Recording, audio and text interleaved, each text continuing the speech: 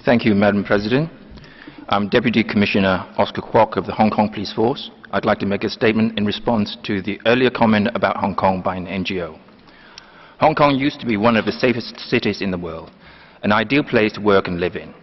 Crime rates were extremely low by any international standards. Anyone, even children, young women and the elderly, can venture outside at night without having to worry about being robbed or molested. All of that changed since June 2019, when a series of public protests turned into rioting across the city. For 8 months, Hong Kong has been held hostage by the rioting mobs with their brand of activism, characterized by their intolerance for views different from their own, and their trademark response to any disagreement, violence. Mobs have vandalized shops, banks, restaurants, train stations and traffic lights, set fires to buildings, attacked police officers with bricks, petrol bombs, and even genuine firearms.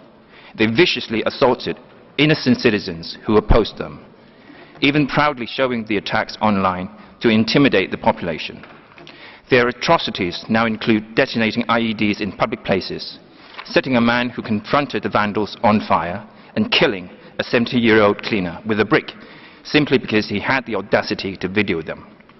This was the nature of the horrible menace that faced innocent Hong Kong citizens, and it was the Hong Kong police which had the unenviable task of preserving their rights and freedoms, which are no less worthy of protection than those claimed by the protesters. In doing so, we became the only force that physically stood in the way of those who sought to extort their demands from the government through mob violence. This was the real reason they are relentless in accusing the police of brutality, as part of a comprehensive effort to vilify the Hong Kong police, with the aim of removing it from the equation so that the extortion could be successful. These violent criminals preached to their followers that the end justifies the means, that breaking the law to achieve their goals was a noble cause.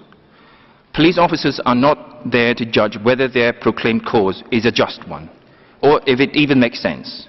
We don't have to. We are police officers. Our one and only mission is to find out whether anyone has committed a crime. If someone breaks the law, it is our lawful duty to stop him and arrest him.